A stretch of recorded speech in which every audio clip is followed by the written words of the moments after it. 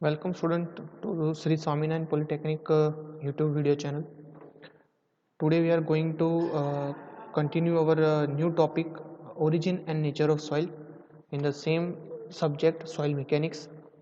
So let's start in before starting मैं आपको बताना चाहूँगा लास्ट लेक्चर में हमने जो वेदरिंग और इफेक्ट्स थी उसके बारे में देखा था और दूसरी जो जियोलॉजिकल साइकिल्स थी उसको हमने समझा था. ठीक है, तो आज हम लोग आगे डिस्कस करने वाले हैं हम नए टॉपिक जो ट्रांसपोर्टेशन ऑफ सॉइल है उसके बारे में. तो चलिए स्टार्ट करते हैं without wasting any time. So here you can see the transportation of soil. The agencies responsible for the transportation of soils are, मतलब कि जितनी भी एजेंसीज है जो सॉइल को ट्रांसपोर्ट कर रही है, ट्रांसपोर्ट मतलब एक जगह से दूसरी जगह पे मूव करवा रही है, उसको रिस्पॉन्सिबल एजेंसीज, राइट, जो परिबड़ उसको रिस्पॉन्स देते हैं. वैसे है water, wind, glacier and gravity. ठीक है, हवा, पानी, बर्फ और गुरुत्वाकर्षण, चार परिबड़ों के कारण हमारा जो सॉइल पार्टिकल्स होता है वो एक जगह से दूसरी जगह पे मूव करता है.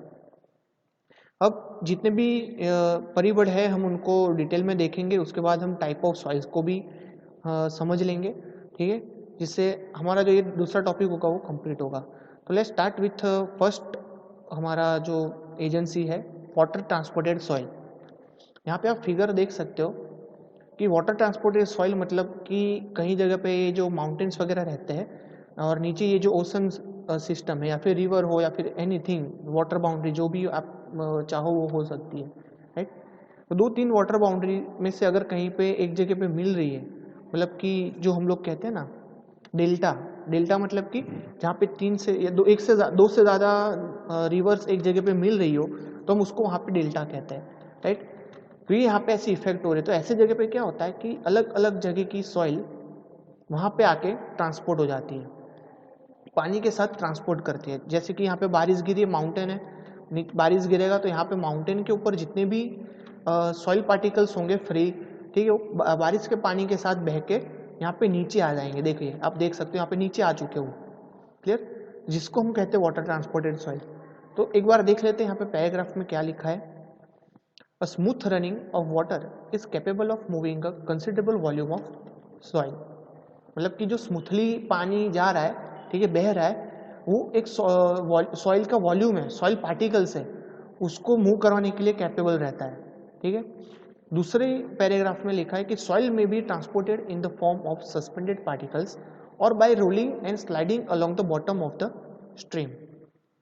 मतलब कि जो छोटे छोटे पार्टिकल्स है सॉइल के, मिट्टी के, वो क्या करते हैं कि जो स्ट्रीम है, रिवर है, उसके बॉटम पे स्लाइड करते करते वो एक जगह से दूसरी जगह पे ट्रांसपोर्ट हो जाएंगे. Then a particles transported by the water range in the size from boulders to clay. मतलब कौन से पार्टिकल्स के जो साइज के पार्टिकल्स होंगे वो ट्रांसपोर्ट हो सकते हैं. ये क्वेश्चन अगर पूछ सकते हैं जीटीयू में या फिर एग्जाम में कोई भी कॉम्पिटिटिव, तो आप उसमें लिख सकते हो कि वो वेरी करता है क्ले से लेके बोल्डर्स. क्ले आपको पता है उसकी साइज है लेस देन 2 माइक्रॉन्स, बोल्डर्स है ग्रेटर देन 80 mm, राइट. तो 2 माइक्रॉन्स, लेस देन 2 माइक्रॉन से ग्रेटर देन 80 mm तक के जो भी पार्टिकल्स है वो सब मूव कर सकते हैं, ट्रांसपोर्ट कर सकते हैं वाटर बॉडी को ध्यान में रख के. क्लियर है यहाँ पे. Now soil that are carried and deposited by the water are called alluvial soil. ये मोस्ट आईएमपी क्वेश्चन है आपकी जीटीयू के एग्जाम के लिए, कि वो लोग काफ़ी बार एल्यूवियल सॉइल की डेफिनेशन पूछते हैं. तो एल्यूवियल की सॉइल की डेफिनेशन है the soil particles are carried and deposited by the water. Okay, it is considered as a alluvial soil. अब आगे बढ़ के देखते हैं दूसरी जो हमारा रिस्पॉन्सिबल फैक्टर है वो है विंड, विंड ट्रांसपोर्टेड सॉइल. सो आप फिगर में देख सकते हो यहाँ पे रेगिस्तान का प्रदेश दिखाया हुआ है और साथ में रेगिस्तान में आपको पता है काफ़ी ढुड़की डमरियाँ जो उड़ती रहती है, राइट. तो वहाँ पे आप सेम इफेक्ट देख सकते हो विंड फोर्स के कारण. यहाँ पे जो ढुड़की डमरी आप देख सकते हो फिगर के अंदर, राइट. तो इस तरीके से आपको पता होगा कि डेजर्टिफिकेशन, ठीक है, डेजर्टिफिकेशन इफेक्ट आप लोगों ने सुना होगा कि काफ़ी जगहों पे क्या होता है कि जहाँ पे हम खेती और क्या कहते हैं वृक्ष वगैरह की पैदाश कर सकते हैं, ऐसी ज़मीन पे ये जो रेगिस्तान की मिट्टी होती है वो घूम फिर के वहाँ पे आ जाती है हवा के कारण, और वो उसको भी जो फलद्रुपता होती है वो घटा देती है। तो सेम चीज़ यहाँ पे होती है कि like water wind can arrowed transport and deposit fine grain soil. मतलब कि जैसे पानी में हमने बात की थी, सेम मैटर में ये विंड होती है, वो भी जो सॉइल पार्टिकल्स होते हैं फाइन ग्रेन सॉइल पार्टिकल्स होते हैं उसको वो transport and erode and deposit कर सकते हैं, राइट। दूसरा पॉइंट है यहाँ पे soils that are carried and deposited by wind are called aeolian soil. जैसे पानी से अगर डिपॉजिट होता है और कैरिड होता है उसको हम लोग एल्यूवियल सॉइल कहते हैं। वैसे ही जो सॉइल पार्टिकल्स विंड के कारण कैरिड आउट होकर डिपॉजिटेड होता है उसे हम लोग एओलाइन सॉइल कहते हैं। एओलाइन मतलब कि एयर से, अगर आपको याद रखना है एयर से हो रहा है तो एओलाइन, ठीक है। जैसे कि एल्यूवियल सॉइल हम क्यों कहते हैं कि आप कोई भी दरिया किनारे पे जाओगे तो आपकी जो मिट्टी होती है वो एकदम कांसा वाली मिट्टी होती है, एकदम चिकनी मिट्टी होती है, राइट।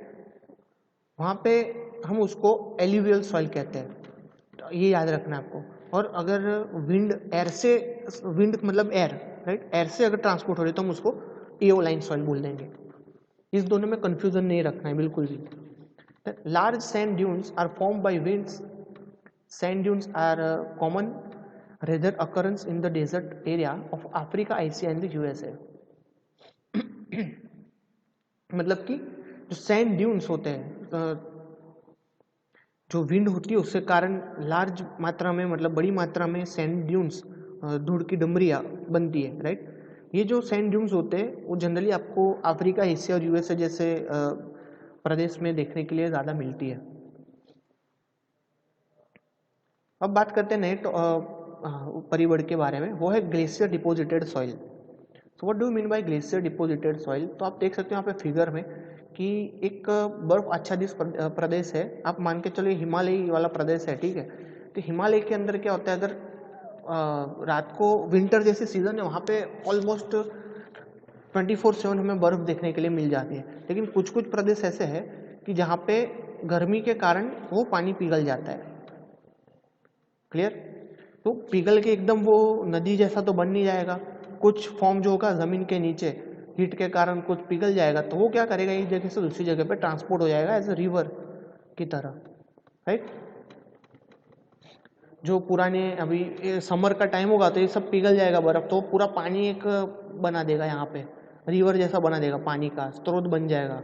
सेम मैटर में अगर थोड़ी भी बहुत ठंडी से लेकर गर्मी का टेम्परेचर इंक्रीज होगा तो यहाँ पे जो बर्फ़ होगा वो एक जगह से दूसरी जगह पे ट्रांसपोर्ट करना चालू हो जाएगा, क्लियर। जैसे कि स्लोपी एरिया है तो एज अ ग्लेशियर मटेरियल यहाँ से यहाँ पे ट्रांसपोर्ट हो सकता है। वो ग्लेशियर बर्फ़ जो है वो क्या करेगा कि अगर माउंटेन के ऊपर कोई पत्थर है, बर्फ़ जो है वो मिट्टी के साथ संलग्न हो जाएगा, और वो जब नीचे आएगा गिरेगा तो क्या करेगा, बर्फ़ साथ साथ में वो जो मिट्टी थी उसको भी साथ में लेके जाएगा, क्लियर। तो इस तरीके से भी हमारी सॉइल ट्रांसपोर्ट हो सकती है। यहाँ पे लिखा है glaciers are deposited of ice form by the compaction of snow. मतलब जो आइस फॉर्म होती है वो कॉम्पैक्ट हो जाती है, वो कॉम्पैक्शन के कारण वहाँ पे हमें ग्लेशियर की रचना देखने के लिए मिलती है। ये पहले पैराग्राफ में समझाया गया है। दूसरे पैराग्राफ में लिखा है as the glacier grow and move they carry with them soil varying in the size from fine grade to huge boulders. जैसे जैसे ग्लेशियर बढ़ता जाएगा, ठीक है, और एक जगह से दूसरी जगह पे मूव करने लगेगा, वैसे वैसे जो ग्लेशियर है उसके साथ संलग्न जितनी भी मिट्टियाँ होगी, राइट, वो सब भी उसके साथ मूव करना स्टार्ट कर देगी। और वो जो मिट्टियाँ जो होती है जो उसके साथ संलग्न होती है उसकी साइज फाइन ग्रेन सॉइल से लेके ह्यूज बोल्डर्स तक की रहती है, clear. Now soils get mix with the ice and are transported far away from the original position. मतलब कि ये आइस बर्फ के साथ ये मिट्टी मिक्स होके अपनी जो ओरिजिनल पोजीशन होती है वहाँ से काफ़ी दूर तक जा सकती है। अब आपको लग रहा होगा ये फिगर में बहुत स्मॉल रीजन है, ठीक है, ये एक इमेज के अंदर स्मॉल रीजन लग रहा है, जबकि एक्चुअल में तो ये 20-30 किलोमीटर का भी रीजन हो सकता है, समझे आप लोग। Now deposits directly made by the melting of glacier are called tilled, मतलब कि ये जो मेल्टिंग ऑफ आइस के कारण जो डिपॉजिट तैयार होते हैं हम उसको टिल कहते हैं, TILL। क्लियर? फिर से मैं रिपीट करवा रहा हूँ, वाटर से ट्रांसपोर्ट होता है तो हम कहते हैं एल्यूवियल सॉइल, विंड से ट्रांसपोर्ट होता है तो हम कहते हैं एओलाइन सॉइल, एंड ग्लेशियर से डिपॉजिट होता है, ट्रांसपोर्ट होता है मेल्टिंग ऑफ ग्लेशियर के कारण, तो उसको हम कहते हैं टिल, TILL। ये ध्यान में रखने वर्ड्स। नाउ बात करते हैं हम लोग ग्रेविटी डिपॉजिटेड सॉइल। जैसे कि आप देख सकते हो यहाँ पे एक माउंटेन है, ठीक है, समतल प्रदेश है यहाँ पे माउंटेन का, तो वहाँ पे आप देख सकते हो, इसको पेटू भी कहते हैं समतल प्रदेश को हम। क्लियर? ये जो पेटू प्रदेश है यहाँ पे, तो अब उसके अंदर मिट्टी जो भी यहाँ पे पड़ी होगी, ठीक है, अब नीचे का रीजन है वो डायरेक्टली एकदम स्ट्रेट है। क्लियर? कोई सपोर्ट नहीं है वहाँ पे। तो ऐसे केस में क्या होता है कि ग्रेविटेशनल फोर्स के कारण यहाँ पे जो मिट्टी थी वो सब नीचे स्लाइड कर जाएगी, जो आपको यहाँ पे दिख सकती है। ठीक है, तो ये क्या हुआ, यहाँ पे डिपॉजिट हो गई। किसके कारण हुई? तो एक्चुअल पोजीशन यहाँ पर है और एकदम नीचे आ गई। किसके कारण हो रही है वो? ग्रेविटेशनल फोर्स के कारण। तो ऐसी सॉइल को मैं बोलूंगा ग्रेविटी डिपॉजिटेड सॉइल। देखते हैं यहाँ पे पैराग्राफ में, soils transported and deposited by gravity are called colluvial soil. Okay, पहला था पानी से ट्रांसपोर्ट होने वाला एल्यूवियल, ये है ग्रेविटी से ट्रांसपोर्ट होने वाला कॉल्यूवियल। ठीक है, एल्यूवियल और कॉल्यूवियल दोनों डिफरेंट चीज़ है, उसमें कंफ्यूज मत हो जाना। फिर से रिवाइज करा रहा हूँ, पानी से ट्रांसपोर्ट हो रहा है एल्यूवियल सॉइल, विंड से ट्रांसपोर्ट हो रहा है एलोइन सॉइल, ग्लेशियर से ट्रांसपोर्ट हो रहा है टिल सॉइल, एंड ग्रेविटी से ट्रांसपोर्ट हो रहा है तो colluvial soil. Now gravity can transport material from a short distance. अब ऐसे केस में क्या होता है कि जो आपकी डिस्टेंस होता है ग्रेविटी से ट्रांसपोर्ट होने का वो काफ़ी कम रहता है। देखो कि जो यहाँ पे जो मेन सॉइल है पेरेंट रॉक है, वहाँ पे ही उसका डिसइंटीग्रेशन या फिर तो ग्रेविटी से डिकम्पोजिशन के कारण सॉइल नीचे ही गिरेगी, उसके माउंटेन के नीचे या फिर प्रदेश के नीचे ही आपको मिट्टी मिल जाएगी। मतलब डिस्टेंस यहाँ पे काफ़ी कम हमें देखने के लिए मिलता है ऐसे केस में। Now gravity are termed as talus. ठीक है, इस टाइप की मटेरियल को आप टेलस भी कह सकते हो, ग्रेविटी से जो बनते हो। Then they include the materials and the base of cliff and landslide deposits. ठीक है, ये जो मटेरियल हो जैसे क्लिफ है, क्लिफ मतलब ऊंचाई वाला प्रदेश, राइट, छोटी सी जो टेकरी कहते हैं उसको क्लिफ कहते हैं, तो वहाँ पे हमें ऐसा मटेरियल मिल जाता है। या फिर जो लैंडस्लाइड होती है वहाँ पे हमें देखने के लिए मिल जाता है, लैंडस्लाइड के कारण ये सब हमें देखने के लिए मिल सकता है। तो स्टूडेंट्स ये थे आपकी 4 परिवर्ड। अब आगे देखते हैं हम टाइप ऑफ सॉइल के बारे में। डिफरेंट टाइप ऑफ सॉइल की मैं बात करूं अगर, तो सबसे पहला है यहाँ पे एल्यूवियल सॉइल। आई गेस आप लोगों को पता ही है एल्यूवियल सॉइल क्या है, फिर से हम रिवीजन कर लेंगे तो आपका बहुत ही परफेक्टली आपको वो याद रह जाएगा, कभी आप भूलोगे नहीं। अगर हो सके तो यही टाइप ऑफ सॉइल है, वो एक बार जैसे वीडियो चल रहा है वैसे वैसे आप अपने बुक में भी लिखते जाइएगा, तो क्या होगा कि आपका रिविजन हो जाएगा, फिर आप कभी नहीं भूलोगे। पहली चीज़ है यहाँ पे एल्यूवियल सॉइल। एल्यूवियल सॉइल के अंदर क्या लिखा है कि deposited by running water and are form in the river banks and river beds, they are generally poorly graded and uniformly graded soil. जो एल्यूवियल सॉइल होती है वो बहते पानी के साथ फॉर्म होके वो रिवर बैंक्स और रिवर बेड्स के ऊपर हमें देखने के लिए मिलती है। ठीक है, they are generally poorly graded and uniformly graded, poorly graded या फिर यूनिफॉर्मली ग्रेडेड के फॉर्म में ही हमें ज़्यादातर देखने के लिए वो मिलते हैं। नाउ एओलाइन सॉइल, एओलाइन मतलब एयर से ट्रांसपोर्ट, एयर मतलब विंड से ट्रांसपोर्ट हो रहा है। So the deposited by wind they are mainly coarse grain particles and poorly graded, they are found in the desert region. ठीक है, रण प्रदेश में हमें देखने के लिए मिलता है ज़्यादातर, हमें वो कोर्स ग्रेन और fine grain poorly graded soil particles होते हैं। ठीक है, और किससे ट्रांसपोर्ट होते हैं? विंड से ट्रांसपोर्ट होते हैं, उसको हम एओलाइन सॉइल कहते हैं। उसके बाद बात करते हैं हम लेकस्ट्राइन सॉइल के बारे में, जो लेक सॉइल कहते हैं हम। ठीक है, लेकस्ट्राइन सॉइल है, उसमें लिखा है soil particles carried by flowing water and deposited in the lakes are called lake soil. These are highly compressible and have a high water ratio but less shear strength. Clear? तो ऐसे soil particles जो पानी से deposit हो रहे, ठीक है, flow पानी के साथ बह के आ रहे और तालाब के अंदर जाके वो डिपोजिट हो जा रहा है, जो तालाब है उसके तलिए में जाके वो बैठ जाती है सॉइल।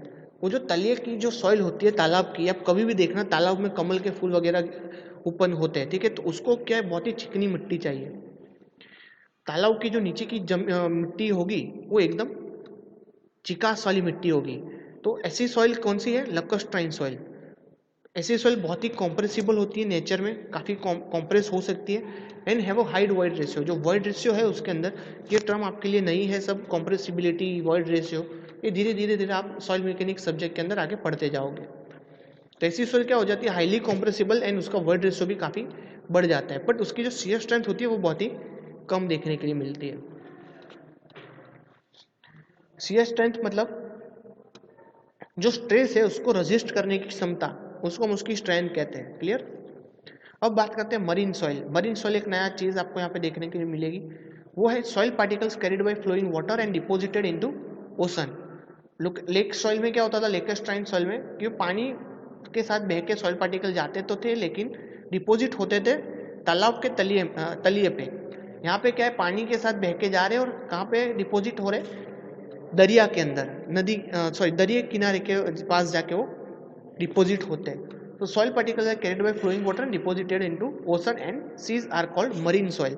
ऐसे सॉइल को मैं मरीन सॉइल कहता हूँ, जिसकी जो शियर स्ट्रेंथ होती है वो लैक्रोस्ट्राइन सॉइल से अच्छी होती है, पर हाई वॉइड रेशियो तो उसका हाई ही रहता है, ज़्यादा ही रहता है। क्लियर। अब आगे देखते हैं ग्लेशियल सॉइल, मतलब कि जो ड्रिफ्ट कहते हैं हम उसको, ठीक है। These are the mixture of stone pieces, silt, sand and clay which are from glaciers. These are generally well graded soil. जो आगे टिल की बात की थी ग्लेशियर सॉइल के अंदर, वैसे ही सेम है ड्रिफ्ट जिसको भी हम कहते हैं। वो क्या होता है, उसके अंदर stone pieces, silt, sand, clay वगैरह से फॉर्म होके ग्लेशियर क्रिएट करता है, ठीक है। ऐसी सॉइल को हम लोग ग्लेशियल सॉइल कहते हैं, या फिर टिल कहते हैं, या फिर ड्रिफ्ट कहते हैं। क्लियर। तीनों के तीनों नाम है। ग्लेशियर से आपको ग्लेशियल याद रहता है तो वो रखिए, टिल याद रहता है टिल रखिए, ड्रिफ्ट रहता है तो ड्रिफ्ट रख सकते हो आप।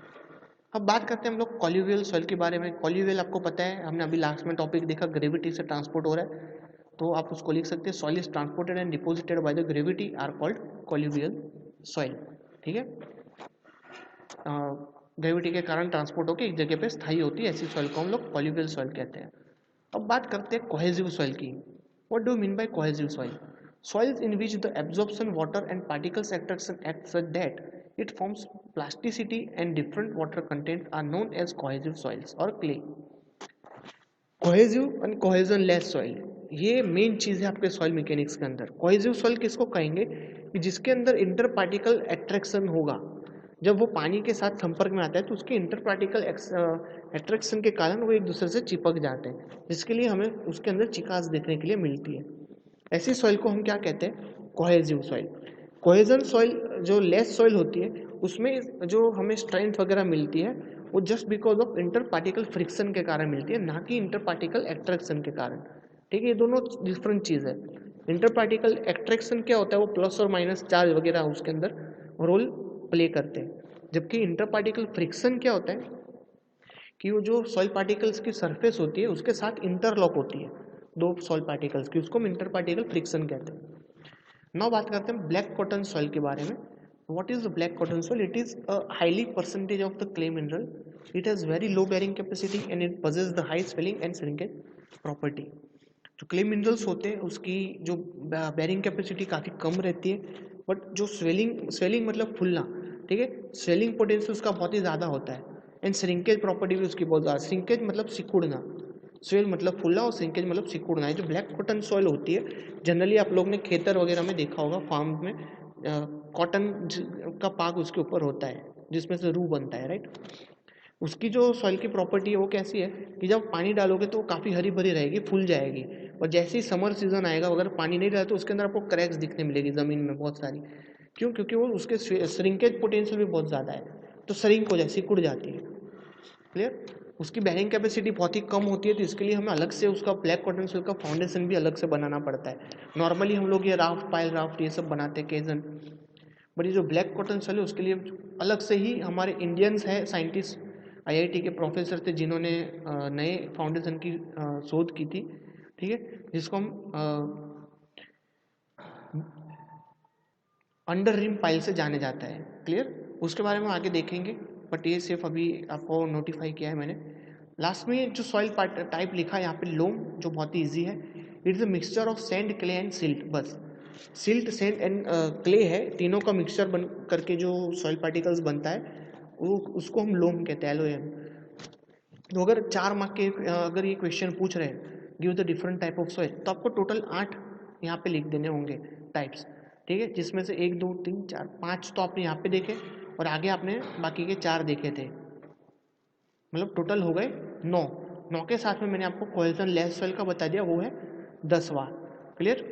तो 10 में से कोई भी 8 लिख सकते हो तो आपको पूरे के पूरे मार्क्स यहाँ पे मिल जाएगा।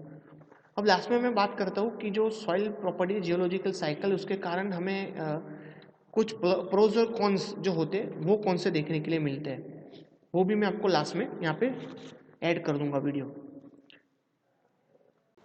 Now, as we talked earlier about geological cycle of soil, due to that geological cycle of soil, there will be some type of disasters also occurs, like river meandering effects. Due to this geological cycle, erosion, transportation, deposition and upheaval system, sometimes of transportation of the soil particles leads to deposition of the silt or clay into the river beds, which can be results as a meandering effect in the river.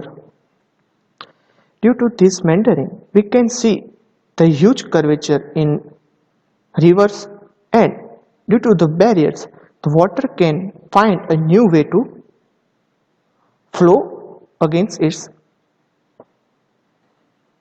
path. So, see the next figure in which you can easily understand what is river meandering effect. Here in the figure you can see that the meandering effect of the river. In meandering effect, the river is considerably this type of spatial image. So its moving part of flow part of river is spiral like this, right? Why this type of thing happened? This type of meandering will be happen due to the mainly erosion and deposition. From this part side, the soil is going to be eroded due to the flow of water, and this side it will be deposited. So due to this phenomena, deposition and erosion, the flow of river will be more and more spiral or curvature. Here you can see the natural river meandering. This is the natural river set. Due to the erosion and decomposition, you can see the huge curvatures of the river, right? Due to the erosion and decomposition of this river, sometimes this path you can see here, which can be erosion, and this is a deposition. Due to deposition, here also it is for the erosion and this is for the deposition. After a long time, the earth or soil from here, which will be erode too much, and it will connect with the this side, right? So after the long time, the path which can directly move through this, which leads to the move from here only, and this will be separate from here. This level will be separate after long time. So this is the basically a meandering effect. Hope guys you can understand all the topic. Thank you for watching, and if you like my videos, please like, share and subscribe. See you in the next lecture.